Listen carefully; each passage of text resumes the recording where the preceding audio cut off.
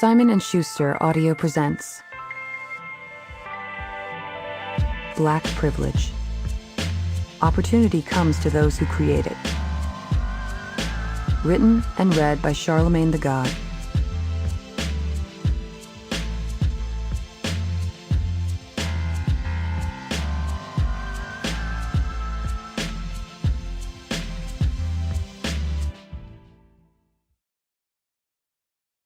This book is dedicated to the state that made me great, South Carolina.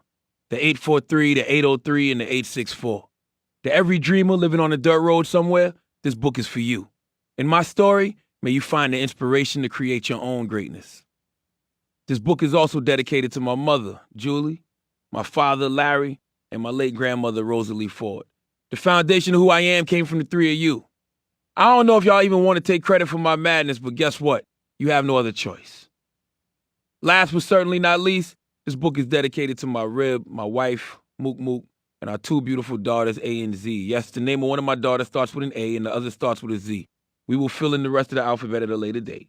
Please, when you two are old enough to read this book, don't judge your father for the sins of his past. I used to be a young savage, but I'm grown now, and I hope this book will remind you that life is about constant evolution. Introduction. Let me tell you about the first time I started living my truth. I was 15 years old and living in Moncks Corner, South Carolina. If you're not familiar with Moncks Corner, it's a small town of less than 8,000 people, about 30 miles north of Charleston. For most of my teenage years, my family lived in a double-wide trailer on a dirt road on the edge of town. My mother was a high school English teacher and a Jehovah's Witness, a straight-laced woman who did everything by the book. My father was her polar opposite, a contractor who was an occasional drug and alcohol abuser and a full-time hustler. One of my favorite activities back then was to talk on the phone. Not a cell phone either, but an old-fashioned landline. If you think sexting is better than talking, you don't know what you're missing. I can honestly say that 90% of the times I got pussy as a teenager was because of phone conversations, especially the late-night ones. My trouble started one night when I was on the phone with my friend Amani. By the way, names have been changed to protect the guilty, the easily embarrassed, and those who want to come up by suing me. I don't think I ever wanted to fuck Amani. Not that I would have turned it down if the opportunity presented itself, but we would just talk on the phone for hours for no reason. That night, the conversation turned to a guy we knew named Darnell, who was Amani's cousin, Deja's baby daddy. Man, Darnell thinks he's hard, I offered. Oh, you think he's soft-drawed, Amani? Maybe he is, maybe he isn't, I continued. All I know is my father always tells me the dudes who act hard in this town all end up one of three ways: broke sitting under a tree, in jail, or dead. After that, the convo probably turned to something more pressing, like who was the best member of the Wu-Tang Clan. Neither of us gave my little rant about Darnell any more thought. A few days later, after smoking weed, I decided to go visit my neighbor Charles, who lived at the top of our dirt road. Charles wasn't home, but as I was walking out of his yard, Darnell and his cousin came driving by. They spotted me and quickly pulled over, skidding to a stop in a cloud of dust and pebbles. "Yo, Larry, what's good?" Darnell yelled menacingly as he hopped out of the car. Leonard is my government name, but people in Moncks Corner call me Larry after my father. I had zero idea what Darnell was yelling about. Number one, I was high. Number two, I talked shit about everyone in those days. I must have had a quizzical look on my face because Darnell quickly filled me in. "You was talking that shit to Amani," he announced, "so we got to fight." I'd said what I said, so there was no need to cop a plea. "Yeah, what about it?" I answered back defiantly. But Darnell was already done talking. He unleashed a wild roundhouse that would have knocked my head off, but thankfully missed. I managed to land a quick jab in retaliation. It seemed like he barely felt it. Despite being basically the same size as me, in one quick move, Darnell scooped me up, lifted me over his head, and viciously pile-drived me into a ditch. If someone had taped it, we could easily get 20 million views on World Star with that footage today. I tried to get up, but Darnell was already beating me back down. Punch after punch after punch after punch. Then he moved on to a chokehold. Now, in my experience, there are two kinds of chokeholds. One, the "I'm just letting you know things can get real, so don't play with me again" type. And two, the "this situation is so real that I'm going to choke you until you die" type. I'm pretty sure option number two was being administered to me in that moment. Thankfully, his cousin stepped in before Darnell could finish the job. "Chill, man, that's enough," he said, pulling Darnell off me. "Let the dude go." Darnell relaxed his grip, and I could breathe again. Though I'm sure there's some folks today, Bow Wow, Sierra, and Birdman, to name but a few, who would pay good money to go back in time and tell Darnell, nah, choke him a little longer. Think I'm exaggerating when I say Darnell was trying to kill me? Well, several years later, Darnell did kill my cousin's mother by putting her in one of his chokeholds and snapping her neck. He's serving a life sentence for it today. At the time, of course, I didn't know I'd been in the grasp of a killer. I was more concerned that I looked like I'd just gotten into a head-on collision with a Prius. I didn't want anyone to see me with my face bruised up. So once Darnell and his cousin drove off, instead of going home, I limped across the road and crawled into a vacant trailer we used to live in. Sitting on the floor with all the shades pulled dark, I started crying. Ashamed that I'd been beaten so badly. Not to mention afraid of what my father would say when he saw me. Get the fuck out of here, he told me after I tried telling him someone accidentally slammed the door in my face. You think I'm stupid? Once I got over the shock of what had happened, I started feeling better. After a while, my tears even turned into laughter. How could I not laugh at myself?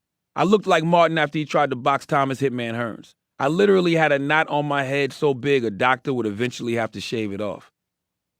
I was happy because I sensed that I'd entered a new stage in my relationship with the truth. Most people would have walked away from a beating like that thinking, I really got to start watching what I say. I had the opposite reaction. If I just survived that, there was no way I was censoring myself at all.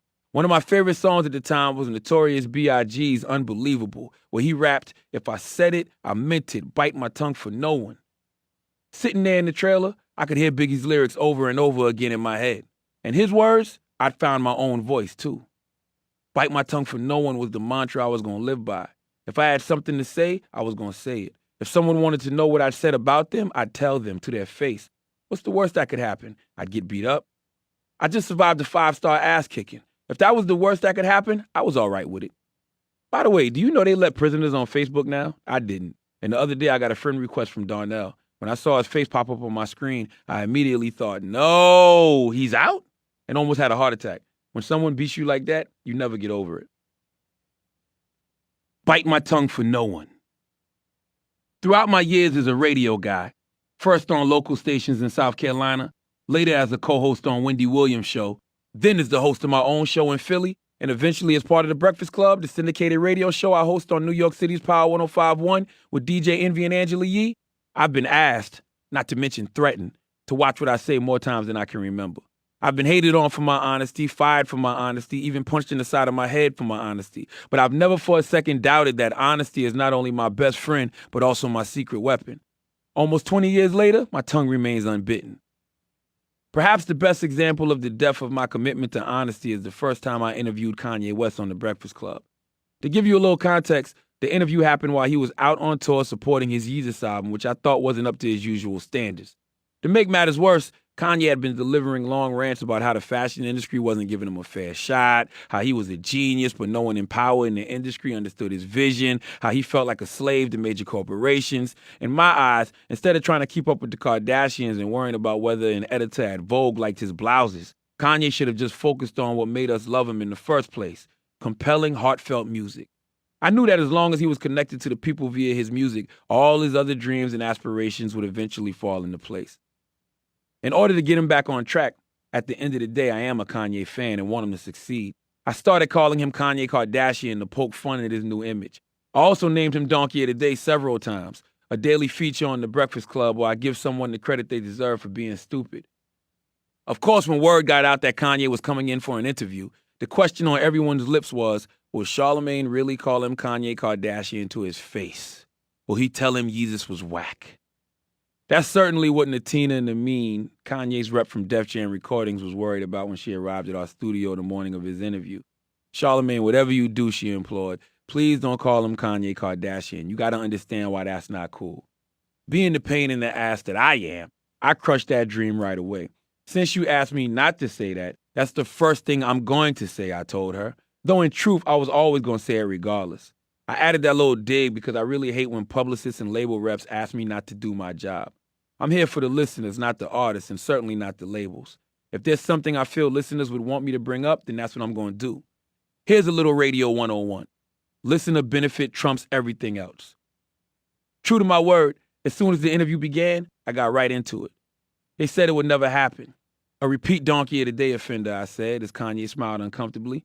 Kanye Kardashian. I wasn't done. As soon as the talk turned to Yeezus, I was truthful with Kanye. I didn't like that album at all. And I was a Kanye West fan, I told him, but Yeezus was whack to me. Was I being a bit of an asshole by calling Yeezus trash or by introducing him as Kanye Kardashian? Of course, but Kanye is a certified asshole himself, and he respected my honesty. Despite the rocky start, we ended up having a great conversation. The interview created so much heat that I ended up getting profiled in Rolling Stone and the New York Times. That's a lot of attention for an ex-felon from Moncks Corner with a night school diploma. And while I appreciated that people found the Kanye conversation compelling, the fact is, mainstream America was just learning what people who had been listening to me for years already knew. Every interview I do or conversation I have is rooted in honesty. Whether on the radio, on my podcast, or on TV, I'm always going to be honest. Honest about myself, honest about my opinions, honest with whomever I'm talking to. That commitment to honesty was one of my main motivations to write this book. I've lived a great life thus far and enjoyed every step of the process, the highs and the lows. I don't like to label those experiences good or bad because they're all part of one lifelong process. I've learned something from each and every one of them. I've been a bully and been bullied. I've been a drug dealer, a so-called thug, a so-called nerd. I've been to jail a few times.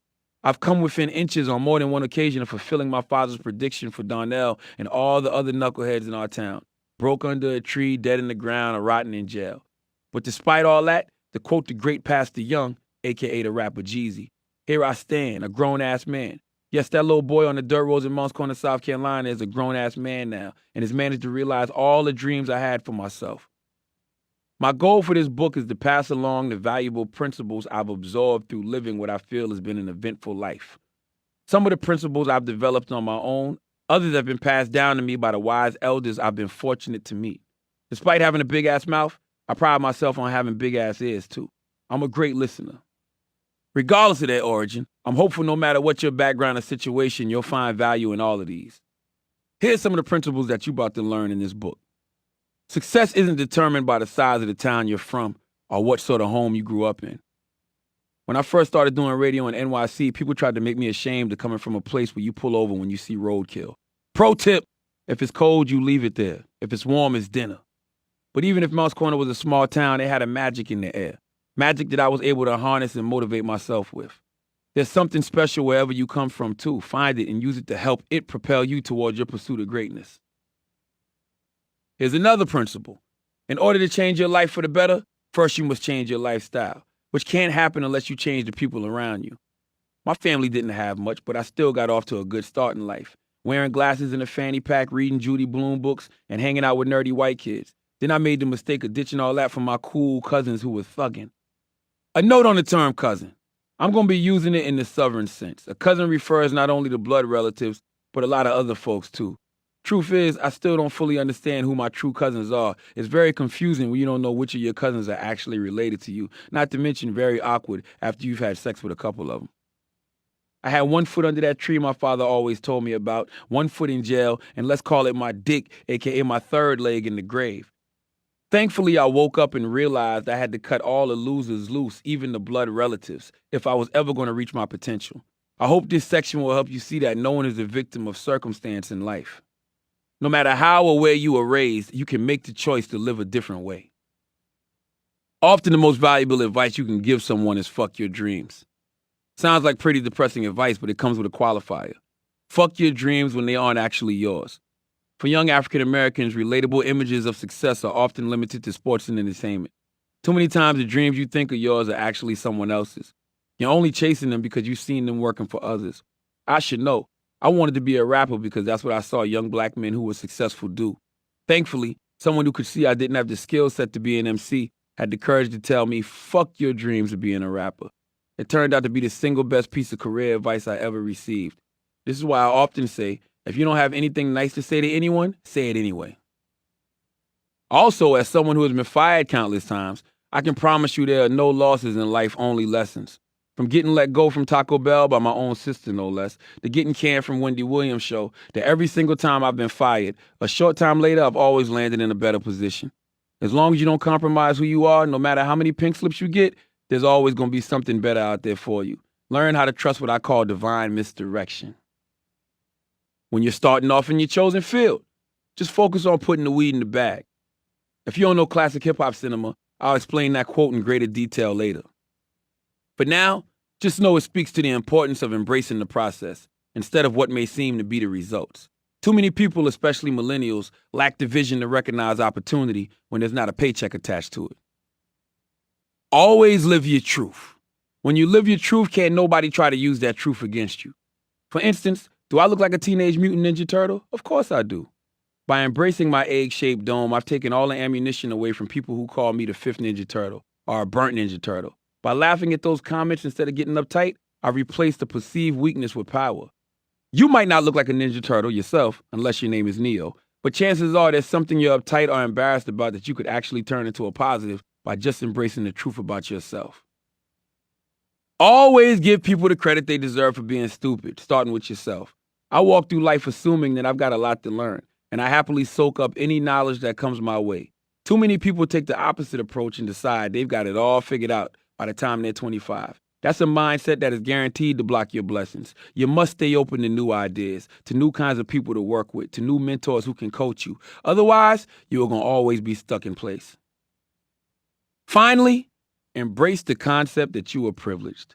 I believe in the power and privilege of God, and God created me exactly how He wanted me to be and who He wanted me to be. I believe I'm just as privileged, if not more, as any white person out there. I have to believe that. Otherwise, I'd never have transcended the circumstances I was born into. No matter what your circumstance in life, you must adopt the same attitude. You must believe strongly that you've got Latino privilege, Asian privilege, tall guy privilege, smart girl privilege, whatever your particular situation may be. And then you've got to have complete faith in your privilege. This book is only for those who believe that they can create their own opportunity. I need to share these principles in a book because I know just how much power the written word holds. Plus, it didn't hurt that the publisher wrote me a nice-sized check. Remember, I'm the son of an English teacher. From an early age, my mother kept a book in my face. Those books combined with her love are what nourished my imagination and inspired me to transcend my circumstances. Books are what provided me with a sense of escape when the tension between my parents made our home feel suffocating. Books helped give me the confidence to dream bigger than I was supposed to as a poor black boy growing up in the rural South. Books are where I got the name Charlemagne, even if I did misspell it. My life is a living testament to the transformative power of books. Having said that, as you might have noticed, the language in this book is going to be raw. I'm raw on the radio. I'm raw on social media. I'm really raw on podcasts. And I'm not going to change up now just because I'm an author. That means jokes, most of them tasteless, will be made at people's expense, including my own. It also means some of the topics I touch on might make you uncomfortable, especially realities that many in America would prefer to sweep under the rug. Realities that are inevitable when cycles of poverty and neglect are repeated year after year, generation after generation. I'd say sorry in advance, but the truth is, I don't give a fuck. If you're looking for a book that sugarcoats situations and runs from reality, then you're in the wrong place. If you're wondering how uplifting principles could come out of a potty mouth like mine, it's simple. I'm a firm believer in the concept of ratchetness and righteousness. By that, I mean embracing the full spectrum of the human experience includes both ignorant and inspiring moments. Far from being mutually exclusive, they're the yin and yang of a fully lived life. So enjoy the ratchet moments and get inspired by the righteous ones. Remember, shit is the best fertilizer. It's what helps the flowers grow. Finally, I'm not going to spend a lot of time talking about all the famous rappers I've broken bread with or bragging about every beautiful woman I've talked into my bed. Yes, I've been very fortunate to meet a lot of the artists who inspired me growing up. Yes, I've had sex with more beautiful women than anyone who looks like me has any reasonable right to, but I've got bigger fish to fry. I want to show you how opportunity truly does come to those who create it. I want to tell you about the people I grew up with in Mounts Corner, how I learned the right way to live from my father's words, just as how I learned not to get down from many of his actions. I want to speak to you about the village that raised me and how so many of the mistakes I made could have been avoided if I'd listened to my elders. I want to tell you how the spiritual legacy of the African slaves can still be felt in South Carolina 400 years later. You're going to hear about UFOs behind my grandmother's house, tales of my crazy cousins, the dudes I slung crack with, the teachers at my high school who we tortured, and the guys I got locked up with, including my pops. The colorful cast of characters that made this rural southern town feel like the center of the world to me. Because ultimately, those people and experiences, much more so than any celebrities I've met in New York or Los Angeles, represent who I am, what I could have been, and what I've become. I went from Mounts Corner to Madison Square Garden, all on MTV, telling them how I sold D. There really is a Jay-Z bar for every situation. From reading liners on a 50,000-watt station in South Carolina to hosting the biggest nationally syndicated hip-hop radio show, actually one of the biggest radio shows in the country, period, which just happens to be rooted in hip-hop. From not even being registered to vote to actually interviewing presidential candidates and having them vie for my endorsement. If you've ever wondered whether you can change your trajectory in life, I'm here to tell you that you can. While everyone's paths are different, have confidence that no matter your situation or your perceived stature in our society, your truth is more than enough to take you where you want to go. Black privilege. Principle 1. It's not the size of the pond, but the hustle in the fish. Geographical location doesn't determine what kind of success you will have, but your psychological position always will. How are you going to make waves in a bigger pond when you haven't even learned how to cause a ripple in the pond you're in? When you stop complaining about where you are physically and start focusing on where you are mentally, that's when you will start to transcend your circumstances. The origins of the dirt road dirtbag. I was born in Charleston, South Carolina, one of the oldest cities in the nation. For a long time, it was also one of the richest, thanks to being the center of trade for several industries, including deerskin, indigo, cotton, rice, and most lucratively, African slaves. Sullivan's Island, which lies in Charleston's harbor on the Atlantic Ocean, is where hundreds of thousands of African men, women, and children were brought to this country in chains during the Middle Passage. If you're African American, there's an almost 50% chance one of your ancestors landed at Sullivan's Island. Despite having so much historical significance, you won't find any Statue of Liberty-sized monument commemorating what scholars call the Ellis Island of slavery. Nope, all you will find is a couple of plaques and a memorial bench Toni Morrison arranged to have built overlooking the ocean. Chances are you've never heard about any of that. This is why, as Public Enemy once rapped, history shouldn't be a mystery. Our story's real history, not his story. Specifically, Sullivan's Island is where most of the peoples of West Africa were brought to America. It's probably safe to say I'm descended from one of them. I went to a family reunion a few years back and heard some relatives say that the McKelveys, that's my father's last name, have Irish ancestors, but it's more likely we just had Irish owners. I did some research when I started working on this book and found that there had been a lot of slave owners in the area with my last name. If you look at some of the old records, you'll find actual sales receipts like this one from 1805. McKelvey, David de Ebenezer Hopkins, bill of sale for a slave named Ben, a barber by trade. Maybe Ben the barber was one of my ancestors. Probably the most famous former slave to live in Charleston was Denmark Vesey. Denmark was born on St. Thomas in the Caribbean in 1767 and ended up being sold to a ship captain who brought him to Charleston. After some time in the city, he won $2,500 in a lottery and was able to buy his freedom. He stayed in Charleston and co-founded the Emmanuel African Methodist Episcopal Church in an effort to aid the slaves in the area. After doing all he could for the slaves through his church, Denmark decided that working with local white leaders wasn't getting him anywhere. So in 1822, he started secretly organizing a slave revolt in Charleston and the surrounding area. The plan was that on an assigned date, all the slaves in the area would rise up, overwhelm their masters, and then march to the port in Charleston. From there, they'd sail to freedom in Haiti, which had recently won its independence from France. The plan might have worked, except that Denmark and his fellow leaders got dimed out by a local slave. Now that's snitching. And everyone was arrested before the revolt could happen. After a short trial, Denmark and 30 other slaves were hanged. I've always found Denmark incredibly inspirational because he didn't have to help the other slaves around Charleston. He not only literally won the lottery, but he was also a skilled carpenter and could read, which was a rarity back then. It had to be tempting to say, "Peace, Charleston," and carve out a nice life for himself up north. But he didn't go that route.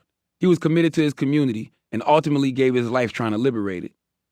Unfortunately, if the Emmanuel AME Church in Charleston sounds familiar to you, it's probably not because of Denmark Vesey. No, the church Denmark helped found over 200 years ago to help slaves is also where the terrorist Dylan Roof killed 9 innocent black folk back in 2015. So clearly the more times change, the more they stay the same in Charleston.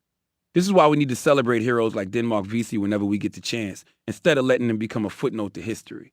I wouldn't even feel right putting my name on this book if it didn't tell his story. Another thing you should know about Charleston is that it's a center of Geechee culture. Geechees, or Gullahs as they're also called, are the descendants of slaves who lived along the Atlantic coast and the low country regions of South Carolina and Georgia. Even though they've been in America for hundreds of years, Geechees still have a very close connection to African cultures and languages. I've met Geechees who speak a dialect that's closer to African languages than English. Clarence Thomas comes from a family like that and claims one of the reasons he never talks in the Supreme Court is because he grew up ashamed of his heavy Geechee accent. Other kids would make so much fun of him that he became more comfortable listening than talking. Or at least that's his story. Chris Rock, Michelle Obama, and Trick Daddy all have Geechee roots as well. Even if you've never heard of Geechee before this book, you've probably heard some Geechee phrases like Gruber, aka Peanut, and Kumbaya, which means come by here. Growing up in Charleston, I wasn't aware of all that history yet. I do remember going on a field trip to the Charleston Museum, which is actually the oldest museum in the country, but only because I pushed open an emergency door on purpose and set off a fire alarm. Even as a little kid, I was always a bit of an instigator. Our family, including my older sister Teresa and my younger brother Julian, lived in a trailer park in the North Charleston neighborhood. The trailers were packed tight together. If you stepped into your backyard, you were also stepping into someone's front yard. One reason I never minded the close proximity was there were two girls in the trailer behind us who would flash me whenever they saw me looking out my window. Even though I lived there the first 7 or 8 years of my life, my memories of Charleston are pretty scattered. However, I can distinctly remember that my father had a stationary bike behind our trailer that our neighbors would come over and ride. They'd pedal on it for a couple minutes. That's what passes for going to the gym in the trailer park. Then they'd hang out and drink beer with my pops, just shooting the shit. White neighbors, black neighbors, it didn't matter. The sort of solidarity Dylan Roof was trying to rip apart. The dirt road less traveled. When I was about to enter the second grade, we moved to Moncks Corner, which is where most of my people are from. My maternal grandmother lived on Route 17A in Moncks Corner, while my father's folks are from Kitfield, which was just down the road. Since we spent so much time in the area visiting family, my parents already owned a little piece of land off a dirt road on the edge of town. Eventually, it just made sense to move our trailer over there rather than stay in Charleston. Even though it is only about a half-hour drive from Charleston to Moncks Corner, culturally, they are two very different places. Moncks Corner doesn't have any of the history, sophistication, or energy of a city like Charleston, or any city for that matter. Put it this way. Think of a place like New York, Los Angeles, Chicago, or Atlanta, full of restaurants, stores, infrastructure, opportunity, and access. Then picture the exact opposite of that. A place with no opportunity, no access, no infrastructure, no stores or restaurants. The place you're picturing is Moncks Corner. Okay, I'm exaggerating slightly about the stores and restaurants. Moncks Corner has plenty of barbershops, a lot of them black-owned, banks, and grocery shops, as well as a McDonald's, a Sonic, a Chick-fil-A, just got that in the past couple years though, a Wendy's, and of course, the holy grounds that are Walmart. The downtown also has a courthouse, a detention center, the depot for the train to Charleston, a YMCA, and Berkeley High School, which was my alma mater, even though I got thrown out. Over by the old Santee Canal Park is the Berkeley County Museum and Heritage Center, a little building that has memorabilia from some of the local plantations, as well as dinosaur bones that were found in the area. That might not sound so bad, but trust me, there really isn't much to do. After a day or two visiting Moncks Corner, you'd be ready to get back on the road. Having said that, there were great aspects to growing up in Moncks Corner. The best being the relationship it helped me develop with the outdoors. Almost as soon as I moved in, I started playing in the woods with the other kids in my neighborhood. Any day we didn't have school, we'd be up at 8 and out the door by 9, exploring every part of the country we could. The woods that bordered Moncks Corner were filled with otters, beavers, coyotes, bobcats, raccoons, and deer. We'd also visit the swamps and rivers that were home to gators. We were never too scared of gators, but we were always on the lookout for the snakes that seemed to be hiding under every rock and fallen tree trunk. Cottonmouths, copperheads, diamondback rattlesnakes, and timber rattlesnakes are all native to the area. One time we biked down our road and found our neighbor, Mr. Wilson, standing over a diamondback rattler he just killed that was literally 10 feet long. He chopped off his head and was pouring gasoline over his body because, as he explained, you gotta kill the devil. You see, the country people, a snake represents Lucifer in the flesh, so you don't play around with them. Another time, my mother drove me and my friends over to Kitfield because my father wanted to show us something special. When we got there, we found him with a huge rattler he just killed. This is why I tell y'all stay out of those damn woods, he yelled, shaking his limp body at us, because this is what's waiting for y'all in there. My father didn't like us roaming the woods, but ultimately, the only rule we had to follow was to be back home before dusk. That's the universal law of the hood, urban or rural. Get your ass inside before the streetlights come on. There weren't any neighborhoods where we were afraid to go. As we saw it, all of Moncks Corner was our turf. People tend to think of the South as heavily segregated, but race never felt like a big issue in Moncks Corner. When we moved to the trailer park, there were 5 other black families living on our road. The Trotters, the Wheelers, the Presidents, the Gibbs, and the Wilsons. Over time, a few white families moved in and a Mexican family as well. When those white and Mexican families arrived, it wasn't an issue. They were just there. My parents might have experienced racism in their day, but my friends and I didn't feel it as kids. There's a neighborhood called Pineapolis just north of Moncks Corner, and that's why I imagined all the rich white people lived. But I never did bother to go over there.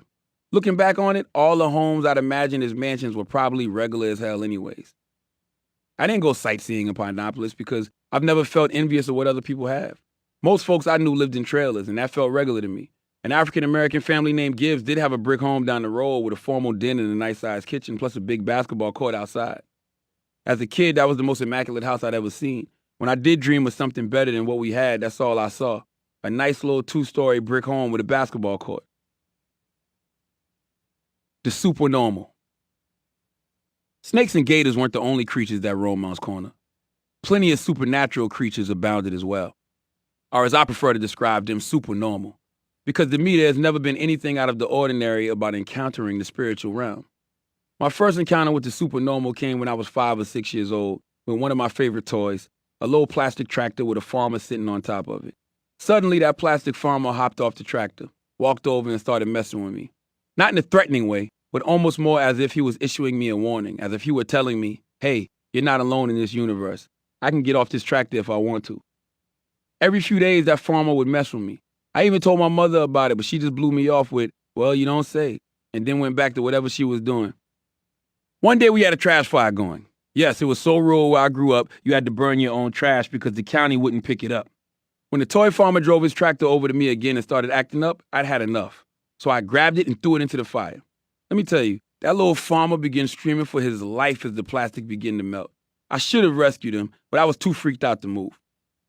My next encounter came when I was in 3rd grade. The bus used to drop me off at my grandmother's after school, even though it would often be several hours before she'd make it back home from her job in the school cafeteria. One of my favorite ways to pass the time was to hang out in the huge field behind our house. I'd stand out there by myself and act like I was putting on a rock and roll concert for an imaginary audience. This was before I discovered hip-hop, so I was really into being a rock star. I'd play air guitar and pretend I was Michael J. Fox riding on top of that van in Teen Wolf. One day I was in the middle of a mean guitar solo when a black flying saucer suddenly appeared above the trees that lined the yard. It looked exactly like the generic flying saucer that you would always see on TV and in movies. A black disc with a little round bump coming out of the top. The saucer hovered over the trees for a moment without making any noise. Then just as suddenly as it appeared, it zipped off and was gone. I'd never seen a flying saucer before, but I wasn't scared.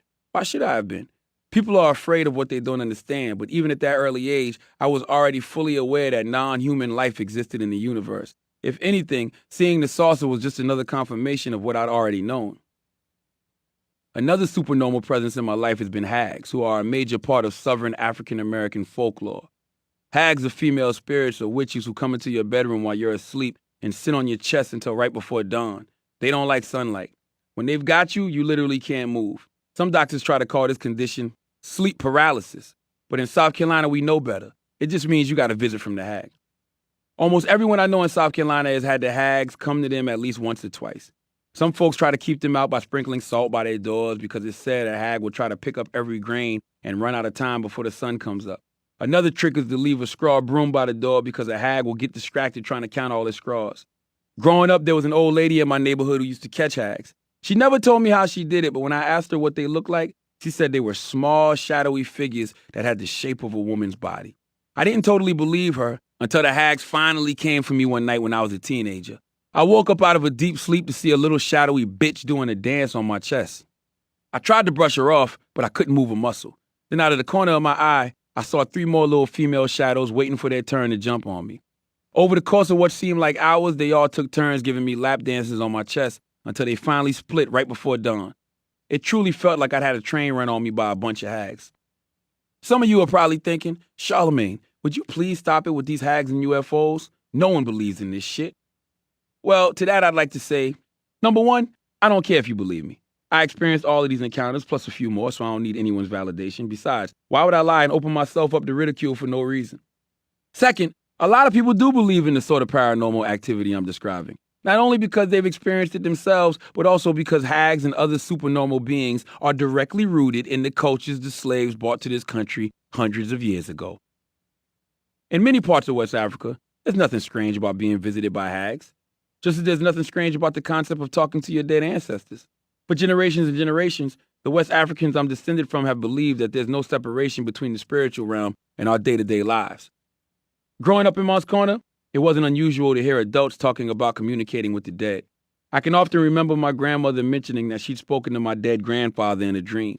Yes, he came to me last night and warned me someone might die today, she might say. So I want you to be extra careful today. Talk like that felt normal. It even felt comfortable. I like knowing that the spirits of my ancestors were out there, looking out for me, sending me advice through dreams and visions. Julie and Larry's son. As a kid, you can get so focused on your parents being your providers that it's easy to forget that they had a life before you were born. I've noticed the same dynamic with my eldest daughter, who has never asked many questions about my past. The other day, I casually mentioned something that happened while I was in jail, and her jaw dropped. "What?" she blurted out. "You went to jail?" For a second, you could see her thinking, I don't know who this guy is because my daddy would never do anything that would land him in jail. I can't lie.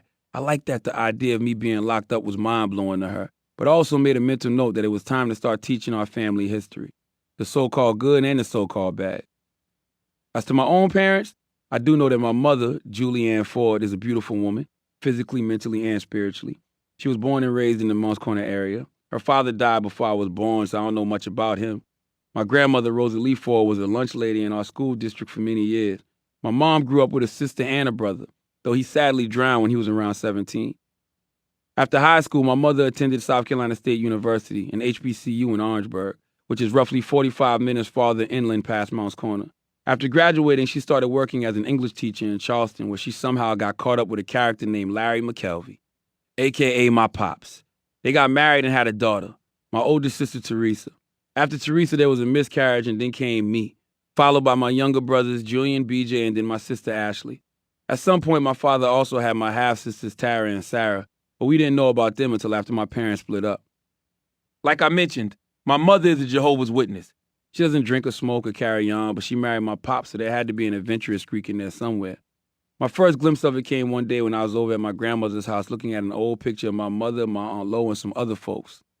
After glancing at the picture, my grandmother threw some shade my mother's way, saying, my, look how short Julie's dress is compared to everyone else's. When she said that, it hit me. My mild-mannered mother must have had a wild side when she was young. As for my father, there was never any question about his wild side. He stands about 5'5", and like a lot of little dudes with big personalities, was constantly living life to the fullest. Everyone in Moncks Corner knew my father as Cowboy. They called him that because he is a rabid Dallas Cowboy fan. So much that he has 6-time Super Bowl champion Dallas Cowboys tattooed on his arm. Mind you, as I'm reading this, they've actually only won 5. He figured he could speak, or in this case, draw that 6th ring into existence. But we're still waiting. Once, my mother bought me a Washington Redskins sweatshirt after they won the Super Bowl. When my father came home and saw I had a sweatshirt from the Cowboys' most hated rivals, he took it out in the front yard and treated it like my plastic tractor, threw it in the fire. My father didn't love the Cowboys because he was from Dallas, or even Texas. Nope, his people had been in South Carolina for as long as anyone could remember. He loved the Cowboys because during the 70s, they were winners and had the pretty cheerleaders. They were America's team. My father was drawn to that energy. When Jay-Z was on The Breakfast Club, he told me that his father had a similar attraction to the boys. It's really my pop's fault, he said, after I asked him why he repped the Cowboys instead of the Giants or the Jets like everyone else from Brooklyn. My father grew up in that whole era, those guys who wanted that cowboy lifestyle, all those guys doing coke, you know? My pops was definitely on coke, I laughed. I got the whole thing pegged, said Jay. I can give you the whole profile. He have an afro? He absolutely had an afro. I know he was a Cowboy fan, said Jay. It was true. For a certain kind of black guy in the 70s, the Cowboys represented a dream they were chasing. It's no surprise my father was attracted to their flashy image. He always prides himself on being the best-dressed person around, even though he usually looks country as hell. Just to give you an idea, he wore an all-red leather outfit, shirt, jacket, pants, shoes, and hat last time he took his wife out for Valentine's Day. Imagine what a pimp would look like in a small town in South Carolina. What you're seeing is my pops. Dressed like a fool or not, around Moncks Corner, my father was undisputedly the man. Everyone loved Mac, another one of his nicknames, short for McKelvey. If my dad was on the scene, that meant things were popping. During the 80s and 90s, he ran a bunch of nightclubs, including one called The Zebra.